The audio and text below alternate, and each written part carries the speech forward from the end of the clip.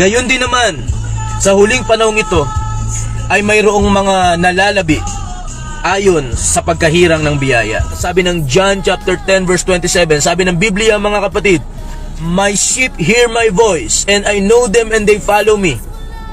Sabi ng Panginoon, kilala ko ang aking mga tupa. Sila'y nakikinig sa akin, sila'y nakikinig sa aking tinig, sila'y nakikinig sa aking mga salita, sabi ng Panginoon. At walang sino mang makapag-aalis sa kanila mula sa aking kamay, sapagkat sila po ay hinirang ng Panginoon, sapagkat sila po ay tinawag ng Diyos, sapagkat sila ay pinili ng biyaya ng Panginoon, a remnant according to the election of grace. Amen.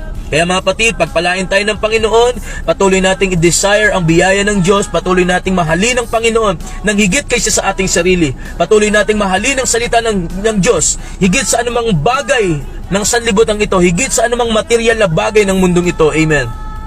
Sapagkat ang Diyos ay